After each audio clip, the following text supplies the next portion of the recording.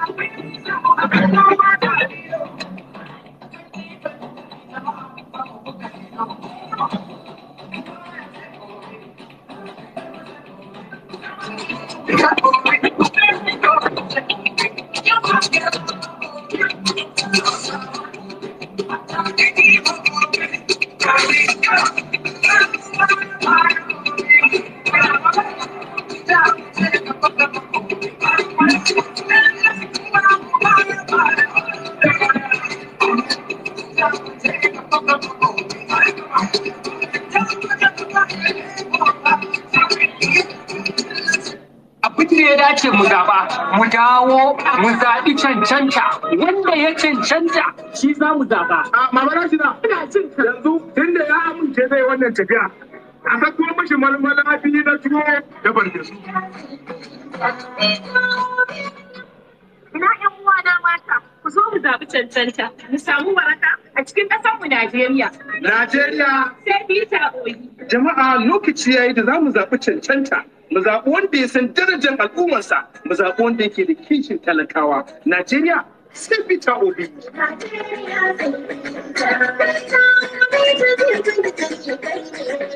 Ryan, can you cut the music for a sec?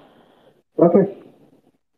Right. So while we're struggling to get Peter Obi on stage, I just thought it'd be terrible to just have this sort of extended silence with nothing happening. So I've brought up Reno and Pearls to the stage to basically just sort of have a background conversation while two of us battle with the back end issues that we're facing. So I hope you don't mind. Let's do that so that at least there's some activity happening. Go ahead, yeah.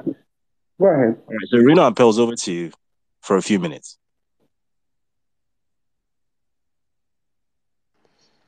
Hello, everyone. Good evening. Thank you for joining this space. I know we have all been like waiting and wondering, where is this man now? You know, this man should just come on stage and come and scatter everywhere. You know, as they paint them, you know, you go to sweet us. This man should come on. So I just come on this stage. Anyway, I love the song you were playing earlier. You know, if you like, make you vote for APC, make you vote for PDP. Don't stand for us. Yeah. You know, in this space, we are voting for Peter Obi, and there's nothing you can do about that. Straight up. And it's very important to reiterate this, especially as the elections approaches. I think we have less than 100 days to the elections. It's tense. Even me, self, I don't. My mind is always on hyper. Like, what's going to happen in these elections? I hope I'm not just making noise. So I think that we're going to accept people to the stage as we wait for Peter B. I think even the last time he joined to the spaces, there was a bit of technical issues. But then trust our man. When he says he's going to join, he's going to join, and there's nothing you can do about that. So we're going to accept people to the stage. I think that's just about one thing. There are so many people that have joined this space tonight. I know. I've seen them. I've seen their Agbado faces here. And, you know, their own candidates. I saw why you laughing, Pels. The candidates will not go to debates. They won't go to interviews. They won't go. NTA just said some people did not attend debates tonight. Town hall. It's not even debate any longer, you know. They didn't have to attend town hall tonight because of unavoidable conflict. But then they will still join this space. We know them. So I want you, as a PWB supporter, to come up on stage. You can request for the mic and tell us one reason why you're voting for Peter Obi. Just one. Nigerians, I know that's why you start mentioning like 10 or 20. Please. One, while we wait for His Excellency Peter Obi to join the space. One reason why you're voting for Peter Obi. As for me, some people have attacked me. You know, as soon as the political season started, people started saying, "Oh, you know what? Why are you campaigning this much? Blah blah blah." An activist. I don't care. As for me, I think that I'm voting for Peter Obi because I need a working country. I don't need a country where I'm going to be frustrated. You know, as people from sub-Saharan Africa, we're already at the disadvantage to our counterpart out there in the Western world. And then the least thing I can ask for is for a working country to be able to at least survive and take advantage of the few, no matter how little the opportunities are for me to thrive in the country.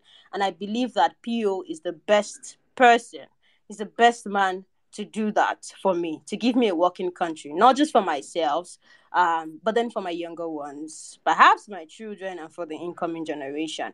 And so, over to you, Pearls. Okay, hi Reno, hi David, hi Oraye. Hello guys, it's so very excited to be here today. Oraye, good to see you again. Guys, this is like the space of all spaces, right? No matter the space you've attended on Twitter, this is like the mother and father of them all. So guys, you might just want to share this space on your timeline. You don't want to listen to this space alone, do you? You want to share it on your timeline. Invite everybody to come in here. And if you're on this space today, you don't have your PVC and you don't have a challenge because of what INEC is doing, I'm sorry to say you're one of the problems that Nigeria has. Because every time we complain of bad leadership, we make a fuss about it, we throw tantrums about it, but the only weapon we have to use and fight bad leadership, which is our PVC, we have a very lackadaisical attitude towards it. And it's very bad, very, very bad. And like Reno said, I'm seeing lots of Mikano boys here, Agbado boys, many of them are here, right? And I'm so very glad you came here today. Very, very glad. Your boss will not attend the debate. He won't go for a town hall meeting. Any conference whatsoever not organized by him, he won't show up. But once PO comes and makes one statement, you start fact-finding, fact-checking, looking for one loophole or the other where it does not exist. So I'm very glad you're here today to listen to our candidate and see for real who the real president of Nigeria should be. So, like Rino has said again, if you're here and you want to come tell us why you want to vote for him, while we wait for him to come up here, please feel free to request for the mic and we'll bring you up. Thank you. So, I mean, Pills, you've said a lot of things. I saw some of the comments, right? And somebody said, why are they keeping quiet? Are they observing 2 minute silence for PDP and APC? And I'm just, I'm just laughing. I'm just laughing so much. It would be good if that's what we're doing, right? It would even be appropriate because for me, I have a strong confidence and hope in the young people of Nigeria. And with data, Abba, why can't we do this for ourselves? In 2023 elections, I said something on my timeline this evening and said that, if we succeed in chasing at least one career politician, in each state, just one career politician out through the ballot system, then the other, politicians are going to sit up. Nigeria is too blessed to have criminals in power. Nigeria is too blessed to have people who know the rhetorics to go for debate or town hall meetings because they think that, well, the people who are going to vote them do not care about debate in the first place. And then we're having a lot of argument over the fact that should a preferred candidate attend debate or not. For me, I think that the tactics that these politicians are pulling now, right, is to make sure that we all get tired of debates. And then the only thing we care about is bag of rice and 5K. And the bala bulu bala, the want to say on whatever they want to say. They don't need you to care about debates. In fact, they don't. You see the people that are on this Twitter space tonight, they don't rate any one of you because they feel like you do not go out to vote. And this is why I'm asking this question. Why do you think that PO is your best choice as of this moment? And I think that it's a very important question because it's going to reiterate your resolve to go out to vote in the 2023 elections. Because right now, it's a known fact, but then it's important to also restate that the reason why they won't go for debates is because they think that the people who listen to debates will not go out to vote. So they don't rate you. They would rather go talk to the market people and give them a loan of 1 million naira or get their VIN in some papers and all of that or try to scam them. I've seen a lot of messages where these PDAPC guys would send to people's phones and say they will collect 70,000 naira to vote for this candidate or that candidate. It's all a scam. But then they know that you and I will not believe that, right? They rather target the population that would believe that. And then they think that, well, these people are too dumb. That's actually the sad part, right? The sad part is not that they've weaponized I'm poverty. so sorry, The sad part is not the fact that I'm so terribly sorry to cut you off. No, it's fine. So His Excellency is right here. He has requested for the mic. So if the co-host or the host or co-host, any of you can see him, please do well to bring him up. I've just gotten a call right now that he's here. Thank you very much. Yeah, I can actually see him. I've sent a speaker request. He doesn't seem to have received it. I've sent him a message as well. Hopefully, sir, please check your speaker request tab. I've sent a request. Please accept it.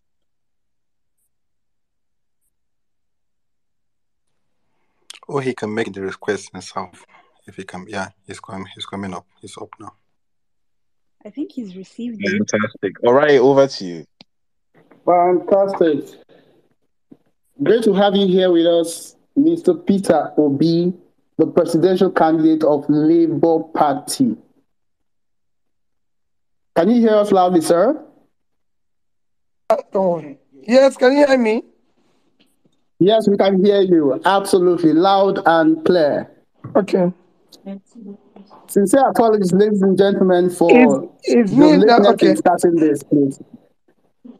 But right here with us is Mr. Peter Obi. I don't know if he has any starting words for us, given that he has kept us waiting for a while. Well, let me start by apologizing to everybody because of this delay. It was a delay that was occasioned by a number of issues so I apologize for it. It was a bad connection trying to get through from where I am and everything. I sincerely apologize that we're 30 minutes late. Fantastic. I'm sure you're forgiven, Mr. Peter Obi. Welcome to this conversation. So right on, I'll just go on with the first question because we spent quite a while waiting. Mr. Peter Obi, you've been very loud on the impact of corruption on governance. Nigerians can testify of the damaging impact of corruption on their lives. Please tell us the specific ways you wish to reduce corruption in Nigeria and why you think your initiatives will work. Well, I think it would look, my answers would look simple, but then it's doable. First is that if the principal person involved, the leader, is not himself involved with that corrupt practices, his immediate family and those around him are not involved. And what I mean those around him, he's prepared to apply strict rules of law. If somebody around him is involved, you reduce it by over 50%. Because people will know you can't take this. So everybody will be very, very careful. Then you decide to do things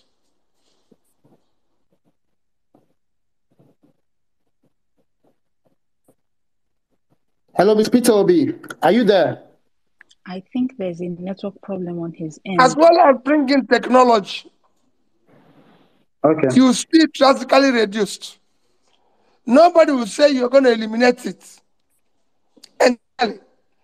But today, you can say it's over 80%, and it can be minimized to below 10%. And that's why I've always challenged people, the process through which I passed before, that you can go and check as a corporate person on all the transactions were involved, and then as a government person who was governor for 8 years, whether there were issues related to corruption in Anambra State in 8 years while I was in charge. So I always say, and when you talk about corruption, you have to include, when you hear corruption perception index, you have to include nepotism, you have to include managing of other assets, public assets. In case of governor, allocation of land, appointments, and this. So if you go around them and see what I've done when I was in the state, how people were appointed, when I said to people that over 50% of my commissioners, I met them for the first time the day they were sworn in. Because they were appointed by strict scrutiny, where the people can look at this person, we can work with them based on this background, based on this. So if you start doing things justly, you start reducing it. And I'm sure it's not as difficult as people make it look. It's the principal person first have to say, I'm not involved. And you see everybody start doing things in the right way. Fantastic. So what you're telling us is that your personal leadership will serve as the basis to tone down corruption in Nigeria. Even when this present government came, for the first 3 months, everybody was scared. True. That's how it works. I can tell you. When I was the governor, if you're doing anything, my commissioners will tell you, are you sure this thing you're doing? Because if he sees it, don't put yourself into this. And when they see you deal with 1 or 2 people who are supposed to be close to you, everybody will just say, well, I'm not part of this. Because they know you won't take it. They will even be telling people, no, Oga will not take this. Oga will not take this. You know, so that's it.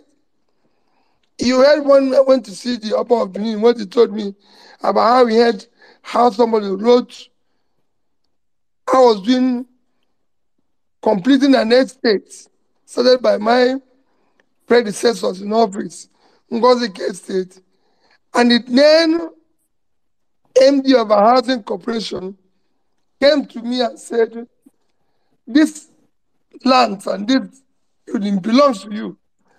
The moment I said no to him and say you're wrong, don't ever do this, nobody tried it again. And I've challenged people, if you go to Anambra State and see a piece of land allocated to me directly through my family or through anybody known to me, then I'll stop running. For a country where that is the norm, I would also pass my commendation to you and believe that. But if it is not, again, to prove that is that you don't live, if you can't be corrupt and leave $150 million in a bank and go home. But Mr. Peter Obi, there's been a lot of controversy about what you left and what you did not leave. There's no controversy in it. Okay. There's no controversy because I've always called the bank where I left them. The bank has never disputed. And neither did the person I left it to disputed. In fact, I'm just about to, you will see it in the coming days. I'm just about to confirm there's a dispute now. The dispute now with actually one of the investigating agencies in Nigeria in looking into some transactions in Anambra State now, came up with a dispute. I've always maintained that I left, based on bank statements and balances, that I left $155 million. However, they've now told me that one of the banks made mistake. One of the banks have admitted, Fidelity Bank, that it was a mistake on their part. That what we had, as I did I left office was $50 million. But the statement they gave me showed 55. You'll see it in a written document soon. I left in 3 banks in Nigeria. Access Bank, PLC, is a quoted company. I left there $50 million and about 10 billion naira. Fidelity Bank PLC, $50 million and about 10 billion naira. Diamond Bank PLC, $50 million, about 10 billion naira. I have statements as at the date I left office, signed by these banks, documented, and the banks are there. And I've been saying this for the past 8 years. None of the banks have come out to say it's wrong. The person I handed over have never come out to say I was wrong. What you hear is that you hear maybe one Mr. John, one Mr. Mike, one Mr. Hassan, or group of youths or group of this.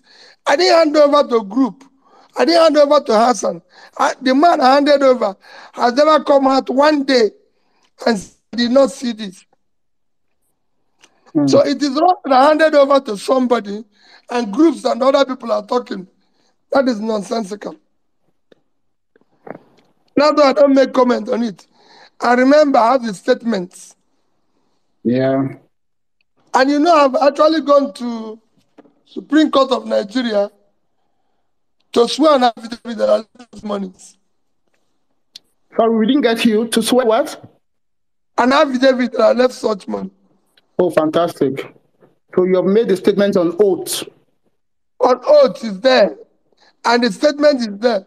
And the banks are banks in Nigeria. They are not foreign banks. Thank you, Mr. Peter Obi, for clearing the air on how much you left for the people of Anambra State while you were governor there. Thank you very much. I said he has never been in dispute. Yeah. Because nobody have ever seen His Excellency Chief Obiano came out anywhere and said, no, I did not see this money. No. Where he has actually made statement is to say that, but that are awarded contracts that were not completed, that he had to complete. He has never said, I didn't. But my position is that the day I left office, I was not owing any contractor for work executed. You can't pay people if they haven't executed the contract. For supply delivered or for pension, gratuity, or salary of civil servants, they were all cleared. Thank you, Mr. Peter Obi. I'm sure this clarifies and this settles the matter. I'd like to inform everyone listening to us that this Twitter Spaces is being co-hosted by David Hondein from the Southwest Nigeria, Ibrahim Abdul Karim from Northwest and Northeast, and Samantha Dusu from North Central, specifically Plateau State. So as we get along, they'll be getting in the conversation. So Samantha, I don't know if at this point you can come in to ask Mr. Peter Obi your question. Good evening, sir. It's a pleasure to have you on this platform and beyond honored to also be here to speak to you. Okay, good sir, evening. Can you hear me? Yes. Good evening, sir. It's a pleasure to be here and speak to you in person once more. So my question is surrounding the issue of education in Nigeria, and we've been having incessant strikes with very little to no solutions. We've been seeing the back and forth between ASU and the federal government. So we want to know, what plans do you have in place, for this lingering issue? Because we know the resolve is going to be simple. We just don't understand why the resolve hasn't, gotten to where it's supposed to get, just so people can go back to schools and continue and have a future.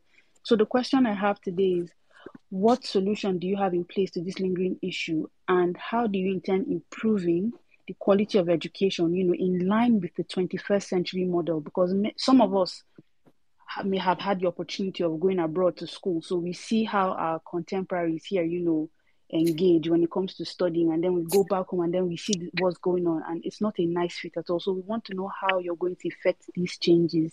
Thank you very much. Well, let me tell you about the first is that when people ask me a question about education, what I tell them is to look at what you use to measure development. Development, the most important measure of development is HDI. HDI is hinged on three things. One is life expectancy, which is health. Two is education. Three is per capita income. of all this, everybody knows that the most important is education. The more educated the country is, or a nation, or a community is, the more developed, prosperous they are. So when you understand education from this perspective, it now shows the commitment you're going to do on it and how committed you're going to be. And then you study the fact that we have 20 million today out of school people, as well as a lot of, when you look at your human capital, you're too low. I think we're 168 over 178 now, or something like that.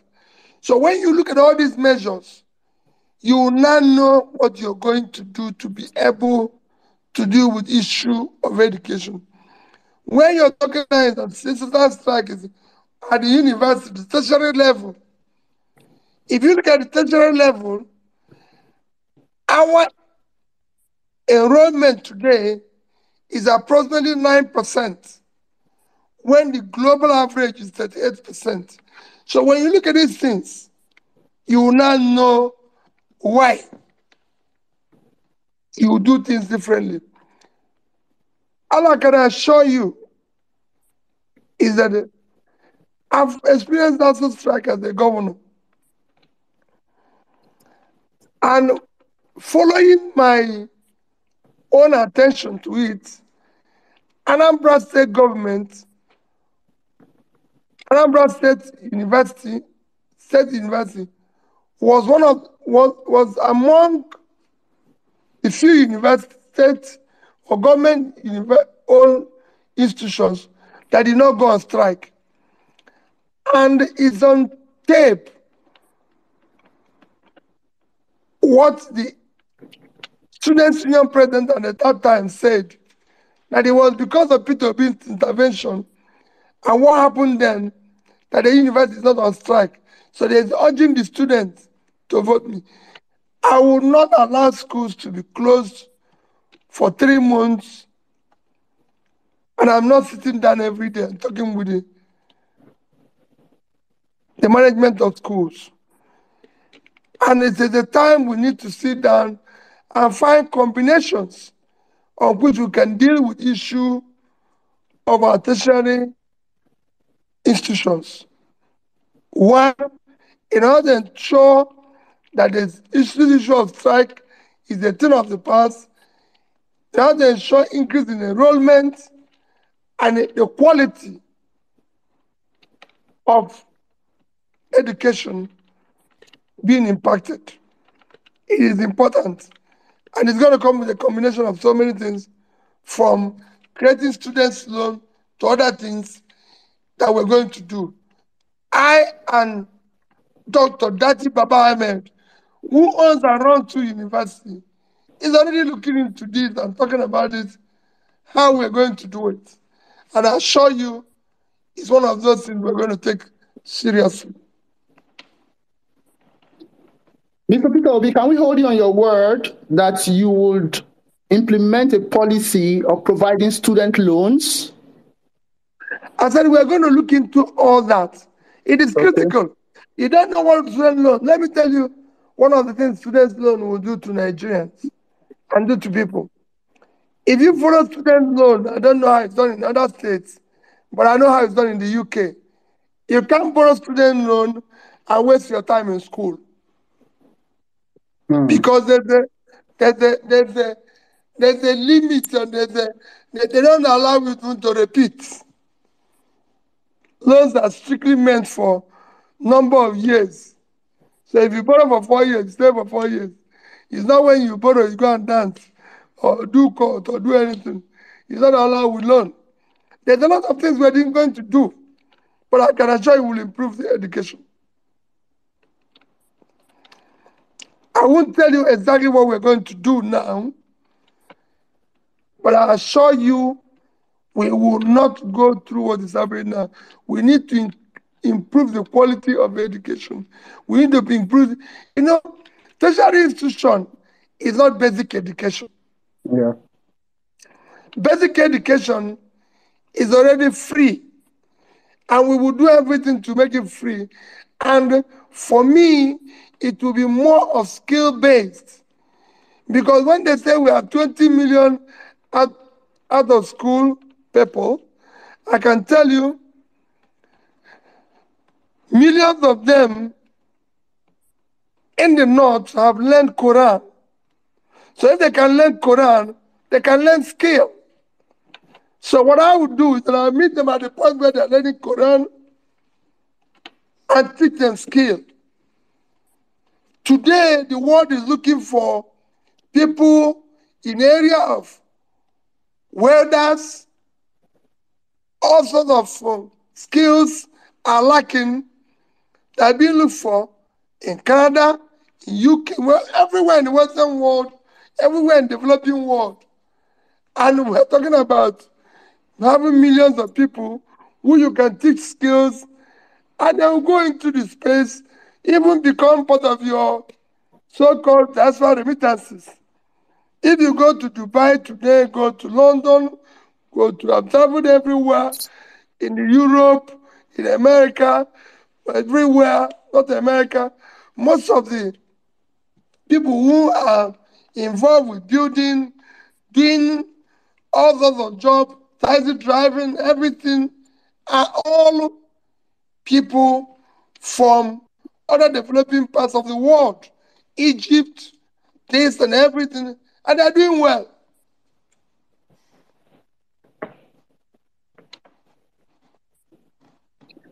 Okay, Mr. Peter Obi, thank you very much for dealing with that. We have Ibrahim. Ibrahim, are you there? Are you ready? Of course, I'm here. I'm very, very Fabulous. ready. Very, very excited. You know, every time I have a chance to talk to our principal, our incoming president, Mr. Peter Obi, I get very, very excited. My way of saying this is that we're almost getting to how many thousands here. And beautiful thing is that we are all professionals. Mostly, almost 90% of us are professionals. We are doing well in what we are doing. We like you because we have seen something in you. We have been agitating for a good Nigeria. Most of us are outside the country. Some of us are here in Nigeria. But we're not happy with the status quo. We are not happy where these people are taking us to.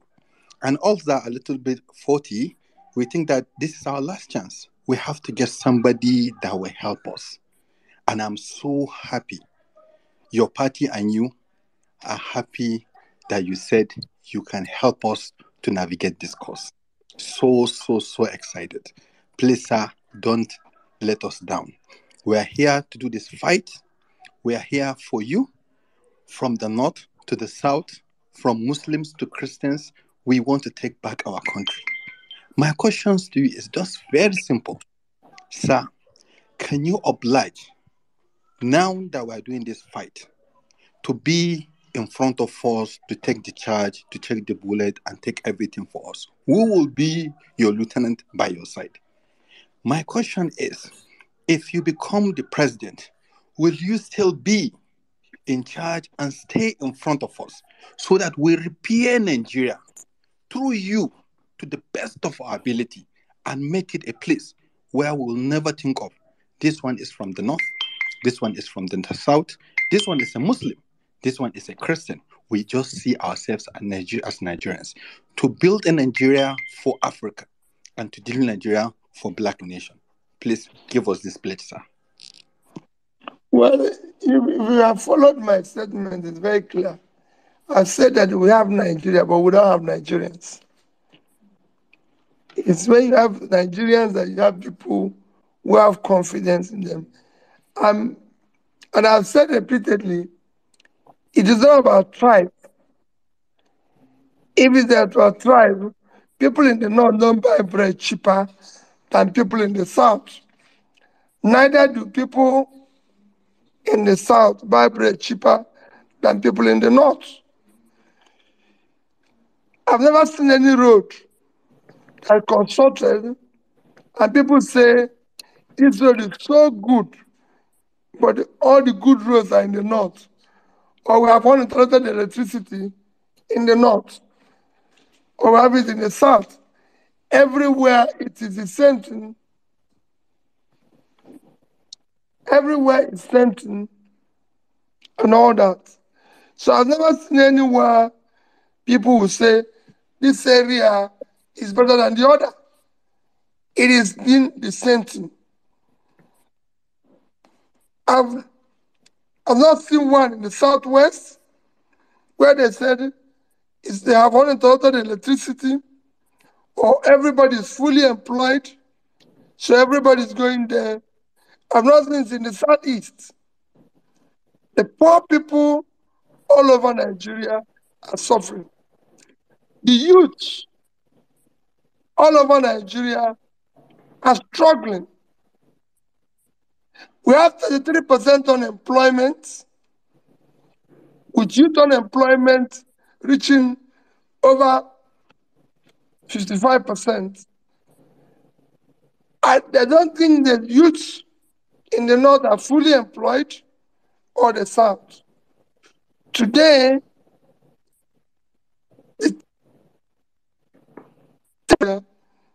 9 or 10 of them is in the north. So it is not any reason why we should. So for me, this is time to build a Nigeria where we will be committed to ensure that we build Nigerians.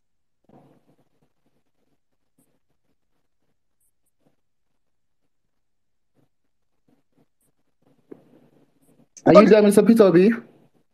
Due to lack of primary health care. Okay.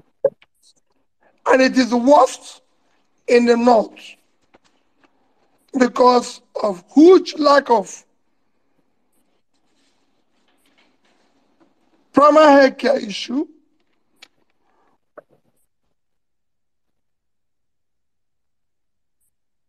I think we appear to be having a glitch in network with Mr. Peter Obi's network. Facilities. Yeah, that's and everything. So women don't want to go there. So these are things you need to invest in building a better Nigeria. Mr. Peter, we lost you for a bit. We lost you for a bit. So I don't know if you can go back to. All right, we didn't lose him.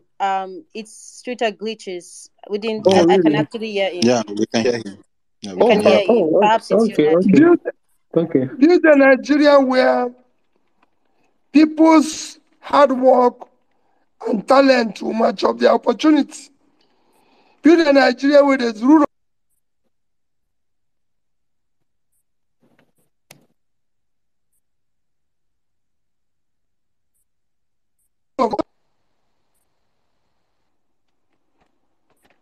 Micro, small enterprises to start springing up everywhere, supported by fiscal and monetary policies that they encourage.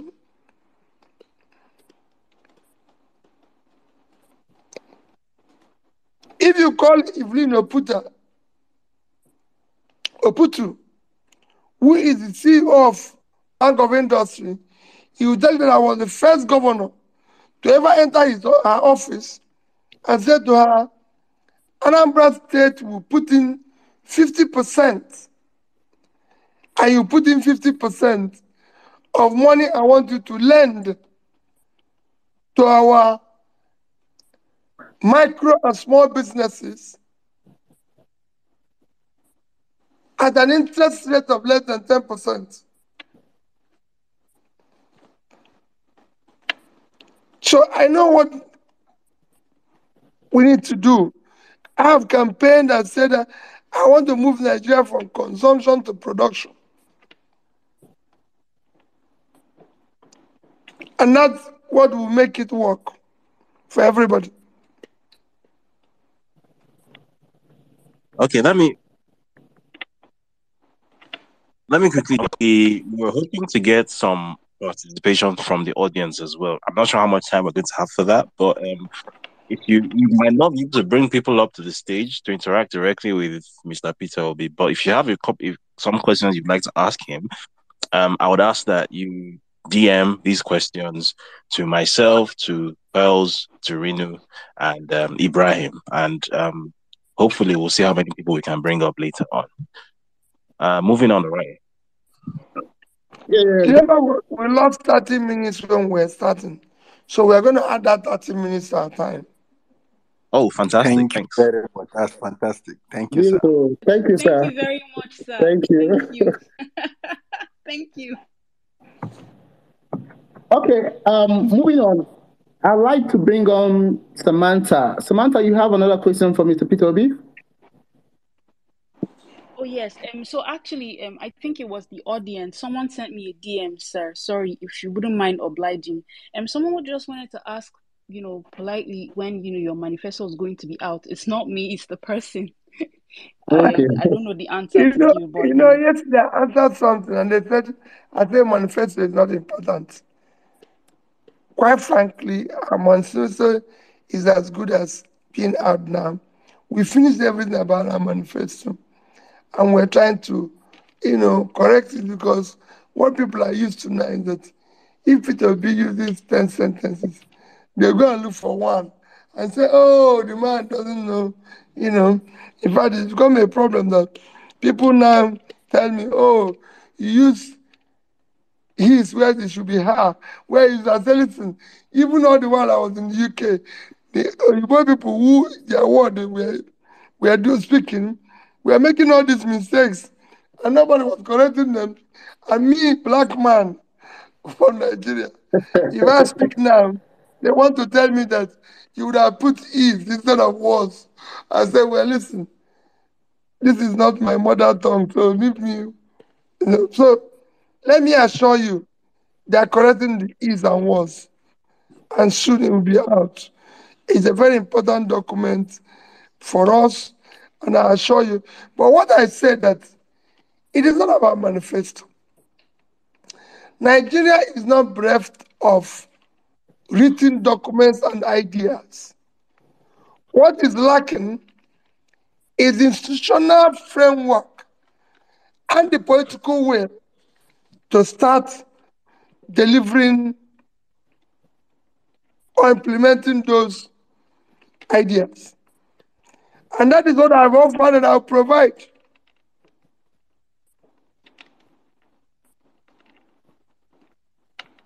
Okay, Mr. Peter Obi, thank you very much. I want to take a different angle to the questioning. Currently, there's a topical issue, the redesign of the Naira, right? Some have said the reason for the redesign of the Naira is to curb inflation. I want to know what your perspective is about that policy. Hold that before you answer. Just hold that.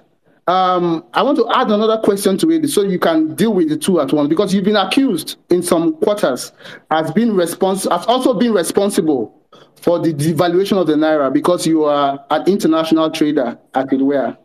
So given that you also wish to turn Nigeria into a production economy and take it away from a consumption economy, how do you see these issues? How do these things interplay before you? The redesign of the Naira and claims that you are also responsible for devaluing the Naira.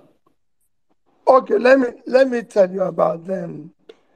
The issue of redesign of Naira, I cannot completely tell you that I know the reason.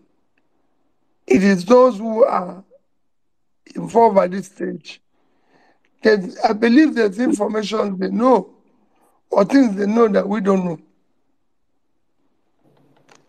And I'm holding until we come to the conclusion of that. Because I can look at why and the timing. So, but there's something they know that I don't know. I don't want to. In terms of the valuation of the Naira, You're talking about foreign exchange rates. First is to tell you about my person. I was a successful businessman who was involved in what you call market management and brand management. If you read my CV,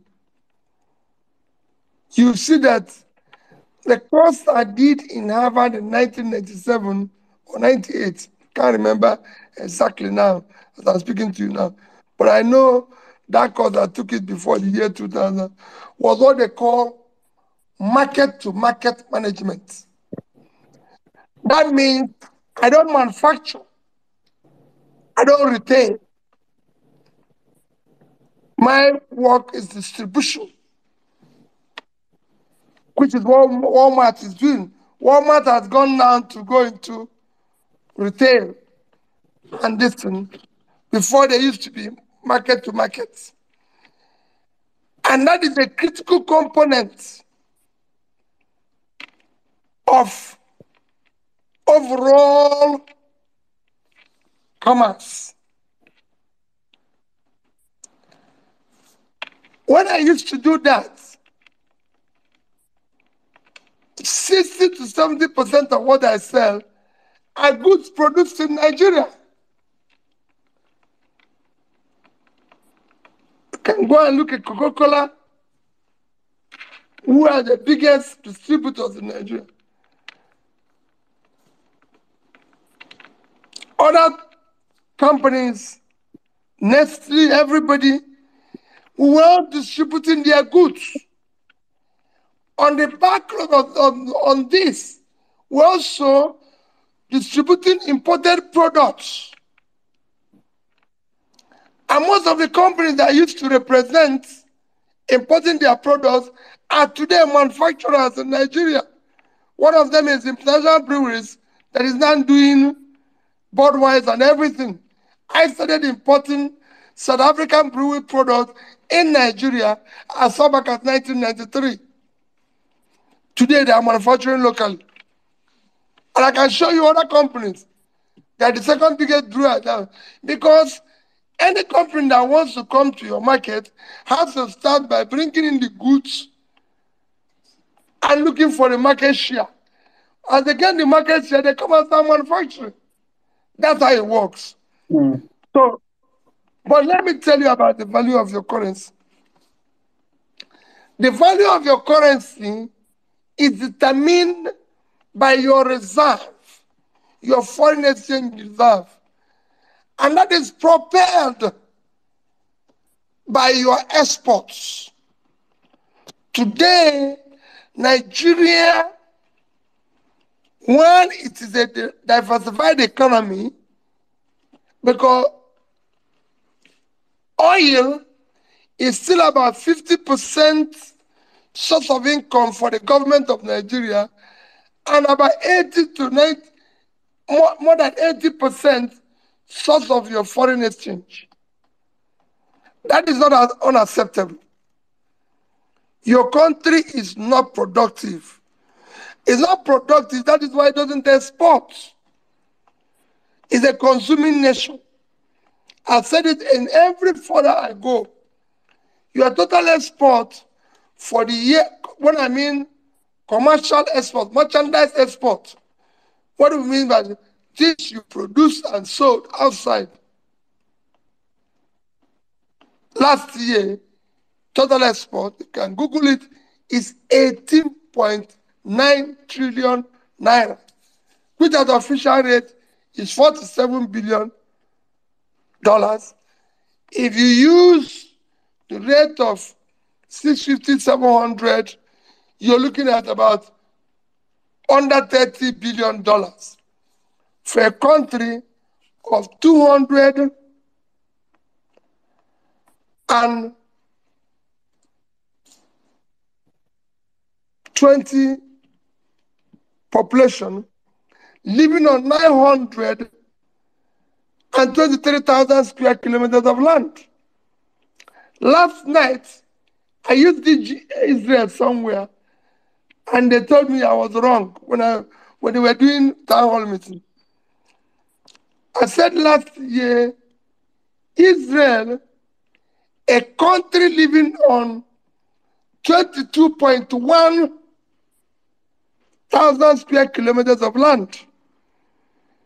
So if you take Israel and say, let's give them land from Nigeria, they are 22,000. We are 923,000. So let's say we give them 23,000. We are still left with 900. Israel is 8.9 million people. Let's give them 10 million people. We are still left with 210 million. Their merchandise export last year was $59.8 billion. That is twice that of Nigeria. Somebody have since said to me I was wrong. It's 143 billion, but I'm talking about merchandise, what they call commercial exports. So you could see how poor you are. I've gone all over Nigeria. I said, you have a room, you have opportunity to become productive. And the first of that is that you have to produce, be self-sufficient in agriculture, and be able to export some. Niger State, which I remind people every day, is today 7 local governments is under control of bandits.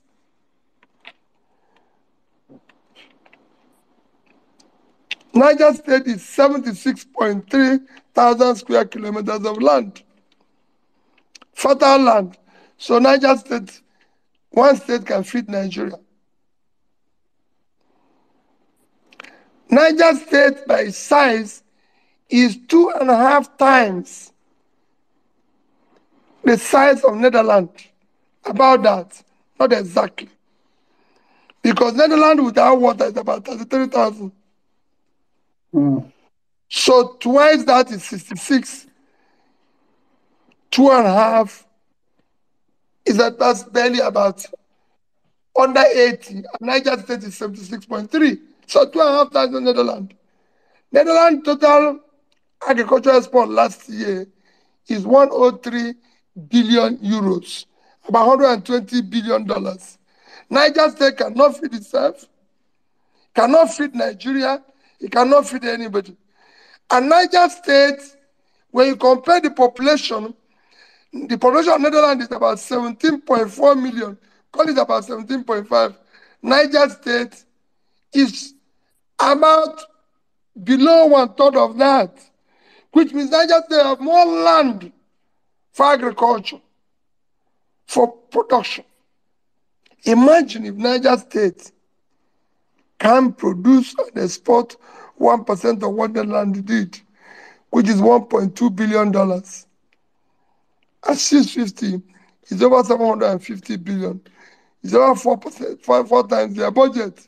And I can tell you, all those young boys and women who are today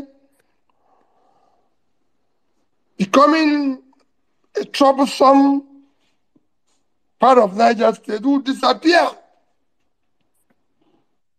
I was in Benue last week, and one of the people I want to complain about, they say they are predominant in Taraba. And I told them that I was in Taraba. Taraba State is 54.4 thousand square kilometers of land. Taraba State is bigger than Belgium and Israel combined. Both are 53,000. Belgium at 30.9 and this one 22.1 is 53. Niger State, Taraba State, 54.4. And I have a good land in the plain of Mambila that you can grow flour, tea, and coffee. But they are looking for statutory allocation. That will not happen on my watch. Because I was in Kenya And I saw young boys and girls working in the flower field being paid $100 a month. They were not graduates. I carried the export of flour last year of over $500 million.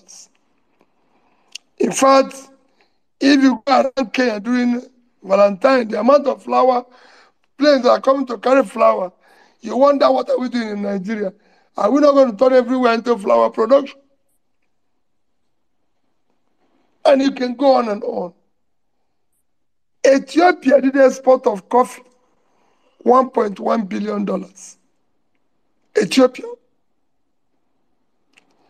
These countries I've mentioned, especially Kenya, we are 33% unemployment rate. They are all under 15. And they have less population. And we have huge population. So I can go on and on. This is what is affecting your currency. Because you're not exporting goods. You're not doing anything. You're not using the same currency. You're not exporting goods. The oil you're exporting, you now have a situation where they're stealing over 50% of your production, which is the only means of your foreign exchange earning. The remaining, which they have not stolen, which you earned, is not enough to pay for your full importation, which you're subsidizing. So you're borrowing money to subsidize what I call organized crime. On the other hand, you're paying subsidy that is unacceptable. These are things you're using to hurt yourself and hurt your economy. My dear people, I'm going to dismantle all this.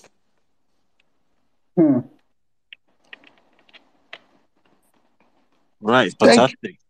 I'm going to take over here. I'm going to give Orai a breather. I believe in that.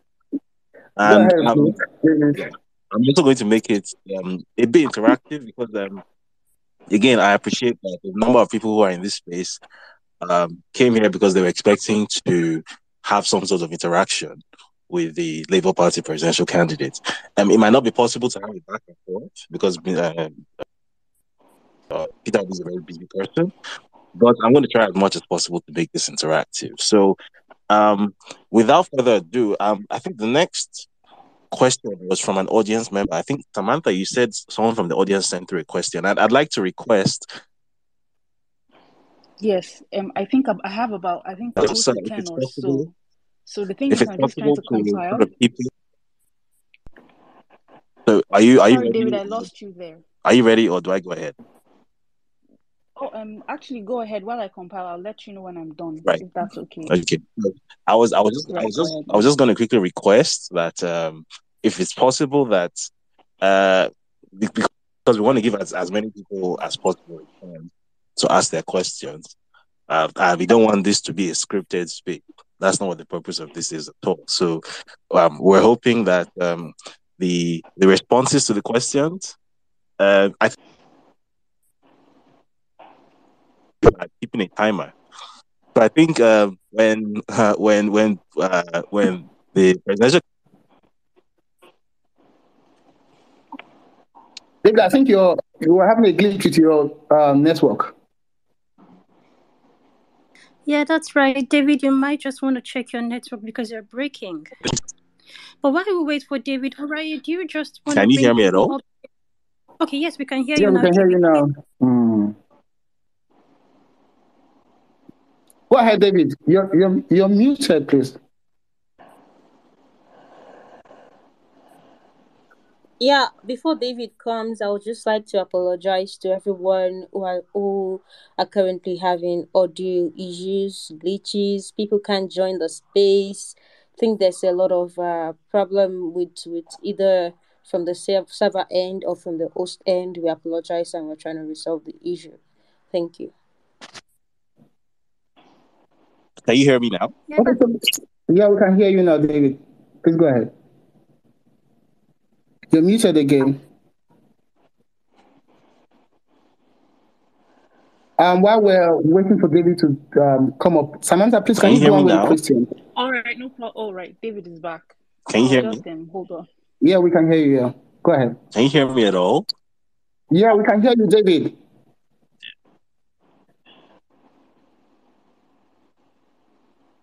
And David is out. I'll get him back in.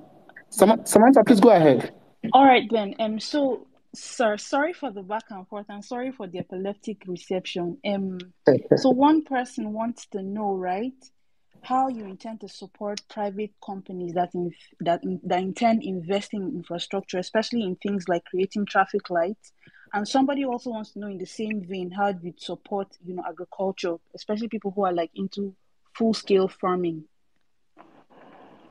Well, like I always say, that the biggest assets of the country today are biggest oil. I use the word oil. Is the vast physical assets of the country. Is the vast uncultivated land in the north. I'm going to tackle it head on. And how are you going to do that? Is to ensure that you have all the physical and monetary support, starting with the sustain of your Bank of Industry, which is already domiciled in Kaduna. That will be one of your biggest financial institutions, run professionally with people who knows what it means to lend and support agriculture. We're going to do everything. So all our agricultural programs are not going to be seen here in TV. The country have had enough of programs in the TV.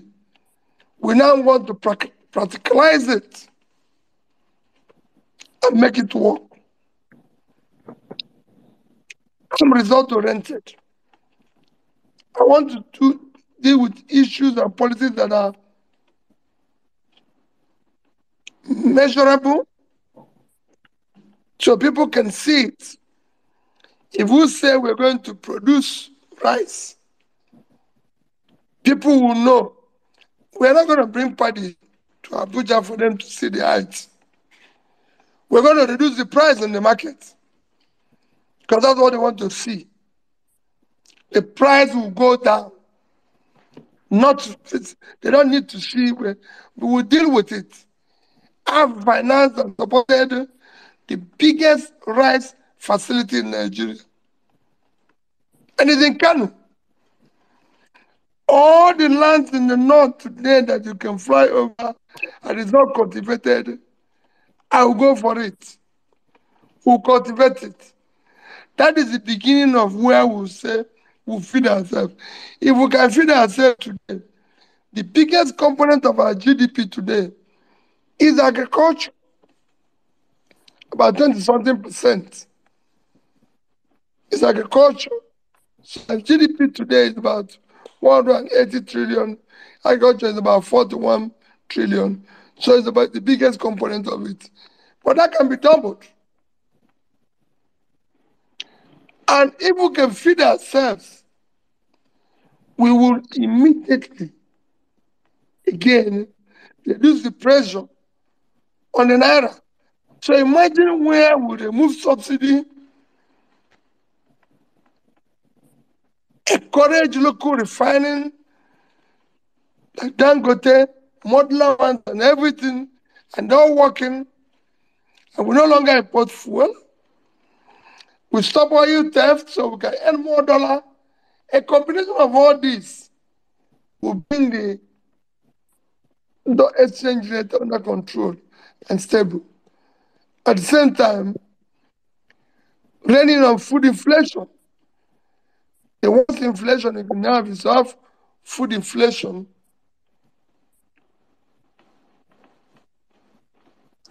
Because people must eat. Another inflation, people can say, well, it doesn't bother them. But food, no. Because they must eat.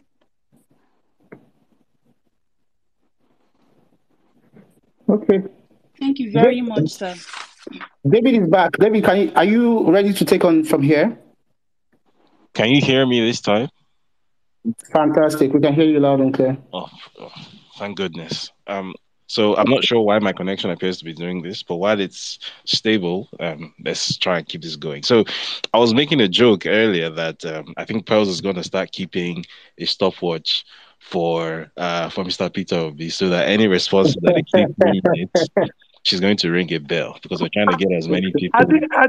I think that is necessary, but at times when you have opportunity, you want to explain everything very well. Yes.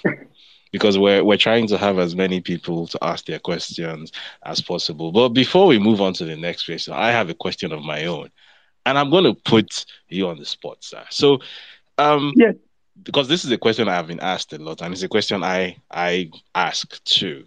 In the light of some of the recent things that have come to light, specifically about some other presidential candidates in the ongoing campaign cycle, specifically the APC presidential candidates, Asiwaju Bola Ahmed Tinubu.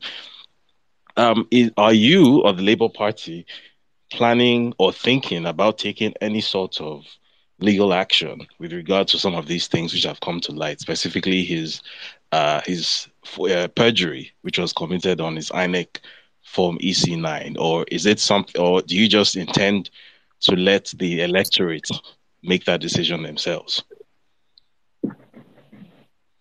my brother David, for me, particularly Mr. Peter Obi, I didn't want to be involved in talking, discussing any other candidates. I want to deal with the issues. If Nigerians want a goat to be in charge, so be it. I'm not just telling them that your problem is your leadership. What you're going through is cumulative effect of leadership failure over the years. And they explain it in a language they will understand. If in the end they decide, well, listen, we want to stay the way we are, anarchy consumes everybody. Because it's the when I watch certain things people have done, and people like you, wonderful things people have done, I think it's enough for people to show that even for those of us who are involved, it gets to a stage, people will say, well, listen, I can't contest, I cannot continue. But it's a system that nobody can imagine what happened here. I don't think I've seen it in any part of the world. Don't think I've seen it in any part of the world. I want that issue of 250 million naira. I remember telling President Yar'Adua that I want it to be investigated thoroughly, because I don't want it to be an issue in the future. In 2009, and of course, everybody knows last year that my name was mentioned in Pandora Papers, and I said, listen, I have a legitimate trust. And I came out in TV and said, go and verify this trust.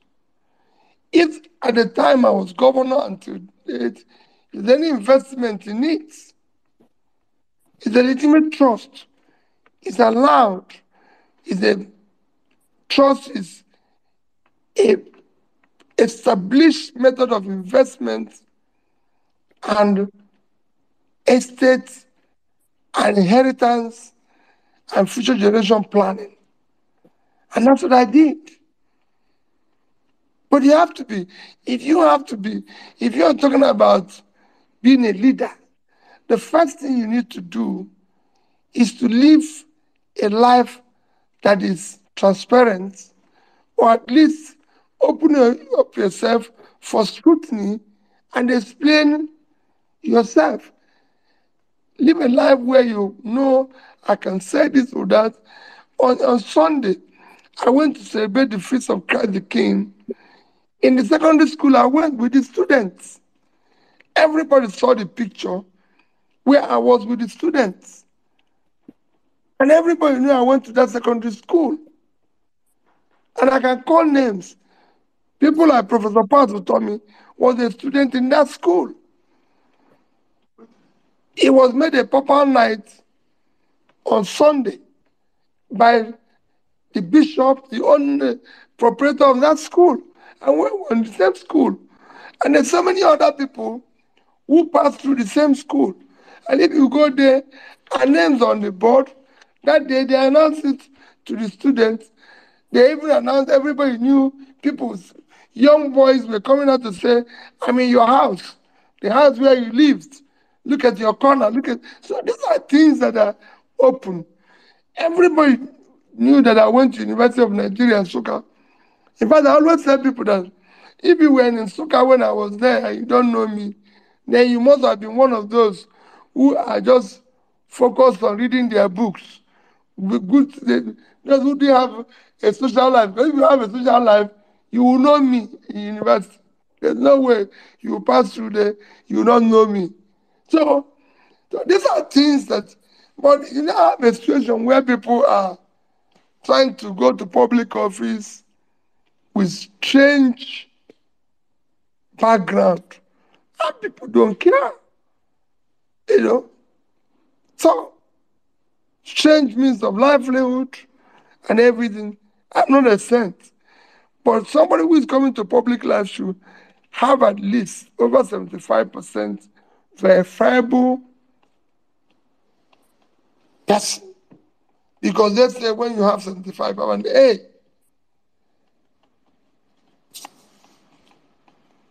So thank you. David. Thank you, Mr. Peter Obi. David, can you please bring some people from questions from the participants, please?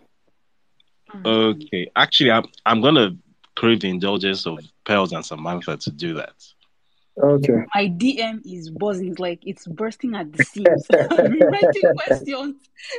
So you're going to have to forgive us if we extend the time, because everybody wants literally a piece of your mind, your brain.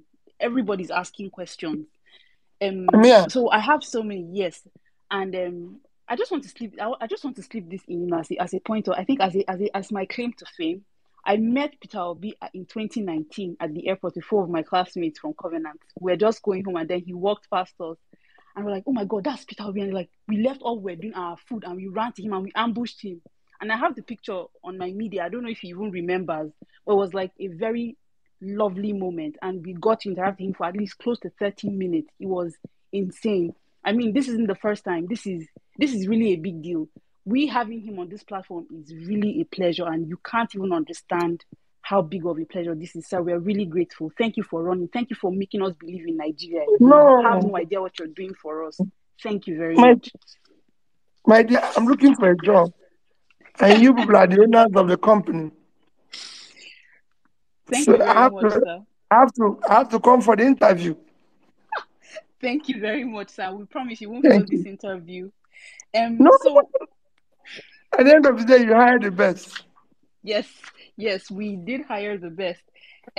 So somebody was trying to know how the issue of banditry and insecurity in the South, is going to be handled by your government. I'm sorry, sir, I want to slip in another question.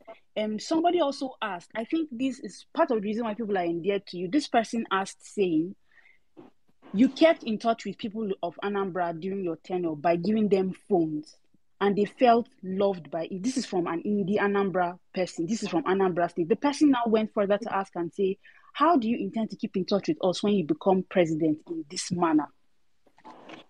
How? People of Anambra, by giving them what? Phones. They said you gave phones, when you were governor of Anambra, I think for agricultural purposes, and then, you got to keep in touch with them. So people are wondering. Again, we only connected in schools. Okay. It was senior prefects of schools that I got connected to. Because I found out that the principals and the teachers were not telling me the truth. The senior prefects were telling me the truth. And to change the schools, I have to be connected to them. We did the same thing with the issue of security and communities. Every community, we make sure when we talk about security vote, we're paying people or vigilantes in communities direct from government, and we also had them connected somehow to the police and everything, and all of things. There were people who supported here and there. People in Agric were working with with the Minister of Agriculture. They were also connected. But it's not about giving people free phone. It's about trying to, what are we giving them phone for? What are we connecting them for? If we are going to do, for example, we have ad grants, ad corporate program, all these things. We're going to do all these programs. We need to connect with those who are doing it. I personally want to connect to them. I don't want us to be in Abuja and say, we are doing ad grants. I want to be able to connect one day as president and say, okay, we have this ad grants in Bauchi. Ibrahim, how is it going? And he said, yes. I have this quantity of paddy, rice paddy, or the man in Benue, what's that? He said, this is number of tubers of yam we've been able to. So we know it's working. Anyway, in my case, I'll visit them. Because people don't, everybody knows that I go to everyone. If a governor went to 500 and something secondary school at least 3 or 4 times throughout the time I was there. Okay, Mr. Peter, part of the question she asked was how you would handle insurgency, although it was limited to the south of Nigeria, but I think insurgency is a national issue. So holistically, how do you propose? Let me tell you about insurgency, agitation, insurgency, all this are all part of it. They are part of failed system. Today I met with the Canadian ambassador to Nigeria. And I told him, I said, I lived in the UK when there used to be a problem in this Canada everybody loves now. There's a time people in Quebec don't want to be associated with this. There's agitations all over the place. America, we are celebrating today. There used to be a huge agitation in America, in Brazil, in Mexico, all over Southeast Asia. The moment you start building a nation based on equity, justice, love, and start doing the right things and pulling people out of poverty, all these things will start disappearing on its own. We can have more criminality and agitation than Brazil.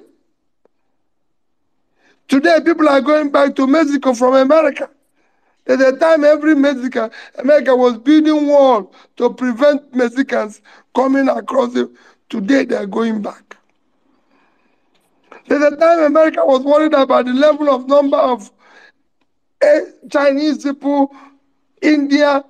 Today, they are going back. It is a question of showing governance. I told the same commission, I said, listen, I don't want Nigeria to be invited to G20 meeting or G40 or G1 as observer. I want us to be invited as members. Because we're going to build our economy. We're going to show, I don't want people to be giving us conditions. Today, if you want Canadian visa, you go to Kenya. How does anybody feel as a Nigerian that a Nigerian wants Canadian visa is referred to Kenya? And Kenyans are busy telling you, you won't come back. Kenya charges Nigerians $350 for Kenya visa. Kenya visa, $350. Google it now. Nigerians. How? Every day, Dubai is telling us they don't want you to come. They want you to come. Every country of the world is now playing. No. I want to stay back here as the president of this country and start reversing all that. That's what I want to do. And it's doable because I know who to talk to. I was in the UK last 2 weeks, and I said to them, people I met, I was in the House of Lords and met some other people, Parliament and others, and I said to them, listen, every British Prime Minister, call it 70% or 80% of them is Oxford, Cambridge. The last three, if you list, is Truss, Boris Johnson, Oxford. Liz Truss, Oxford. This one, Oxford. I said, listen, for me,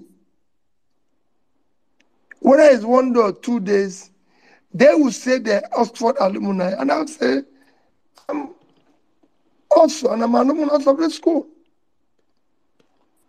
And how do I know we are all connected in the same system? Most of the people involved in British government are Oxford, Cambridge. And I said to them that you said the two people I was talking, I said, you're Oxford, you're Cambridge. Difference between me and you two of you is that I'm an alumnus of Cambridge, I'm an alumnus of Oxford. So two of you are, this one is Cambridge, this one is not, me, I'm the two. So if you call the meeting, so what I mean, so I've lived in the Western world. I've created wealth. I've operated in the private sector. I've operated in the public sector. I have an idea of what it is. And I'm not looking for anything. I have 2 kids. 2 of them are graduates. Very pleasant people, doing their work, happy with their life. The only thing I want to do is to be able to say, this man started building a new Nigeria. And I'm committed to it. I want the North to be proud to know that they had wasted their time going to share from the oil for Niger Delta. I want to use whatever is remaining of the oil to start cleaning up the environment of Niger Delta for the future, because oil is a disappearing and diminishing assets. Thank you. Thank you very much, sir. Thank you very much, sir. That was quite an expansive answer. Samantha, we'll come back to you, but I think we need to go to Pearls now because I believe her DMs have been blowing up as well. Pearls? Absolutely, David. My DM is on fire right now. I've got lots and lots of messages, and some people, of course, all right, and some people are really like, even as I'm speaking right now, my phone is just freezing a little bit because of DMs. Some people are really requesting to come up here because they want to speak directly to His Excellency. So I'm going to crave your indulgence, David, Ibrahim, O'Reilly. Please do well to bring some people up here. But while we wait for that, I have lots of questions, but I'll ask just 3 right now. So, Your Excellency, you have great, lofty plans for the farmlands in the north. That's very commendable. But what are your plans for desert encroachment? Because some places in the north are being encroached by the deserts. What are your plans for that? Yeah, okay. He said it was in between. So there are 3 questions. Okay, let me just go ahead. So the first one is on desert encroachments. The second one is, how will you harness the growing tech market in Nigeria? How will you harness? Then the third one is, how will you handle the current system of corruption? Will you jail the convicted or ensure they face the firing squad?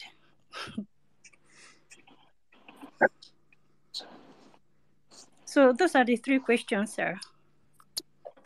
Okay, let me start with the last one, issue of corruption. I said, the day I start, I'll draw a line. I'm not saying we won't look back, but I don't want us to be consumed by yesterday. Those who think about yesterday and today will miss tomorrow. I want to focus on tomorrow. Yesterday is gone. And most times I find out that if you start chasing the thief, you waste the time you used to build the next tomorrow. So I don't want to do well on yesterday. I want to focus on tomorrow. If we have to investigate anybody, it will be properly investigated. We follow the rule of law, respect the law, do judiciously. Nobody under my watch will be victimized. Not as long as I'm involved. Can go and ask in Anambra State. Police under my watch, never. I recall an incident I had when I was about 1 year in office. One of the police people following me, or security people, slapped the man. And I stopped the car and came down. I hugged the man. I said, I'm very sorry. And because I had in my pockets some money, about 20,000, I gave it to the man. I think the man felt that he should be slapped more. Because the man couldn't believe it. He said that governor, that he's so happy about this slap. And I didn't know he would make him gain this. But what am I trying to say? You can't do that. You can't victimize people because God gave you power. You can't do the wrong thing. I will govern by the rule of law. We will respect the law. People who have freedom of speech. It happened in Anambra State. You can call me a monkey, you can call me anything. This thing people are talking about when I go to places like you. Obasanjo is alive. He came to Anambra State to campaign for somebody. And you were precisely. I accompanied him. And there, everybody who got up to speak said, the outgoing governor of Anambra State, Mr. Peter Obi, and he started, I'm contesting the same election. That's not my problem. My problem is people must have freedom of speech. Everybody in Nigeria doesn't like Peter Obi. In fact, if everybody likes me today, or say they vote for me today, I'll stop contesting. I know that something is wrong. There must be some people who don't like my face. Because all these people who live off the confusion cannot support me. Because they know that if I come in, then they're finished. So, I handle corruption differently. I'll make sure we follow the rule of law. But going forward, I've told you, under my watch, it will be reduced drastically. Because I will never knowingly mismanage public trust, which is mismanaging their assets. I will never knowingly mismanage public trust.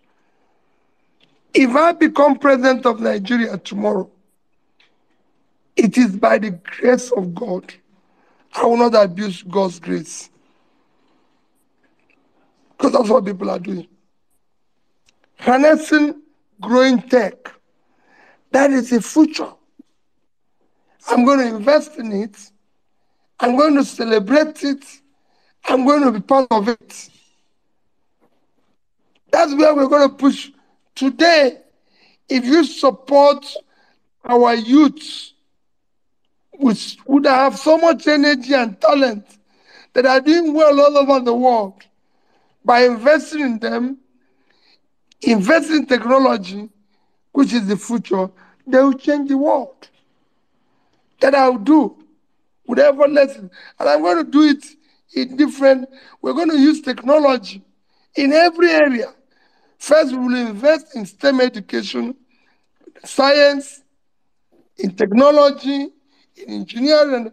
And this is not something you can go far. As a governor, go and ask Galaxy. We're the first government until date that put internet in all our secondary schools. Over 700 secondary schools. Paid for it in full. Today, if you ask HP, ask Xerox, as governor, about the highest amount of desktop computer ever bought by any government in Africa. So it's not far-fetched. If you look at the competition today, Anambra students went to California and came first in the world. In debate, in everywhere, they are shining. We push education from number 26, 27 to number 1. So the rest assured, technology is the future. I'm going to invest in the future. I've told you, I'm focused in the future. Data encroachment. Can you look at this? We have data encroachment and we have flooding. That shows some people are not doing the right thing. Why didn't we channel that water to where we have that situation? We're not dredging the river to take the water. We're not channeling it to where we need it. These are things that we can do today, and we are borrowing money and consuming it. These are where we should have invested our borrowed money for production. People will say these things are lofty. Yes. But countries after countries have done it. It's going to be difficult. But there are things you can do. We sacrifice. Everybody will sacrifice. We want to change it. And I always say to people, I've done it somewhere. You can go and verify what happened there. So if I can do it there, I can do it at the center. People are not going to be happy. Even you who are with me tonight, you're not going to be happy. Because every happiness will cease, but the country will benefit. Thank you very much, sir. We're entering the closing stages of this conversation because I think we've already, significantly overrun our time. But I want to quickly segue to Rinu. I believe she has also had a few people in her DMs as well. I think it's only fair that she gets to have a turn at the mic as well. So Rinu, and bear in mind when you're asking the questions, please also include the names or the handles of the people asking the questions, because as I said, this is not a scripted space, right? And I also want to apologize in case we're not able to bring people up. As you know, this has been a very glitchy space. So, it's by the grace of the ancestors that we're even able to have this conversation like this. So let's not tempt fate. So over to you, Rinu. Yeah, okay, so Rinu, we just have about 7 minutes to wrap up. So just do that quickly, please. Thank you. Yes, somebody said I should tell His Excellency that they appreciate a man who can understand the challenges that we are facing. And that's why they are going to vote you, because you're also facing the network challenges other people are facing currently. So I have a lot of questions from Emmanuel Bamidele to Peter Rock, Dotel to Idor, Ukadike, Dear Tonye, Peridot, Daniel Abugo. I'm mentioning this name so that you can know that these people actually sent me the messages and they know that I'm delivering their messages as well. There are questions ranging from policy issues to the Labour Party currently. The two questions for that has to do with the Labour Party says that how does Labour Party intend to win the 2023 elections without a political merger, and that what is the Labour Party currently doing in terms of rural sensitization and mobilization. So that the question that has to do with Labour Party, Your Excellency. On corruption, I have about 5 questions, but I will try to bring them into one. So somebody asked that, is it going to be business as usual, looking at the fact that all our past leaders have often promised to fix the corruption and they have failed to do so. I think he's dealt with that already. I think he's dealt with that already. I dealt with the issue of corruption, and I say it again. Everybody, most of us will promise the same thing. In fact, our promises will be similar, very sweet, very nice. People have been promised all we're promising now in the past, and it's failed. Now we are 18 of us. It is a question of who do we trust that he will deliver what is promised. And we look at the records. If Peter Obi says it's going to cut costs, go to where he has worked. I've been a chairman of a bank. At least. Go to that bank, they'll tell you that they wrote me a letter when I was starting and said, we're going to buy you, you're entitled to a Mercedes 500 and a Jeep. And I replied them, I'm chairman. I'm not entitled to anything. But I'll be your chairman. Until today, it's me that nominates the chairman because they want me to bring somebody like me. I was chairman of SEC, Security and Exchange Commission. Go there and ask them why they ever paid me $1. This is a public company, it's in public domain. Ask Anambra people, since I left as governor, have they ever paid me? Did they ever pay me severance? Did they ever pay me $1 from the day I left it today? So when people say they're going to do this, ask them, let's go to where you pass and verify how the place was managed. I just given you 3 places to go and verify. Thank you, Your Excellency. If I can continue asking the question, thank you for that important go and verify again comment on the corruption. On the policy issues, somebody asked that how do you plan to support private companies who want to invest in infrastructure in Nigerian cities? Somebody asked a question on the telecommunications network and their incessant hike on tariffs. Another person asked about the environmental pollution in the Niger Delta and the plans to clean up the region. Very important, about 6 questions talked about the voting by Nigerians in diaspora. That if you become president, how do we plan to? I've said it, that is in our manifesto. This is the last time Nigerians in diaspora will not vote. If they can vote in Kenya, in Ghana, in Angola, in Rwanda, it will happen in giant of Africa. We can no longer be giant for nothing. Or we tell them we are no longer giants. Call us any name you want to call us. I'll make the Nigeria giant in name and giant in existence. We will be able to go to the world and tell them we are now the giant, what we claim. We want to be able to go to meetings as the giant we are, attempt to go to conference, United Nations, with our head high.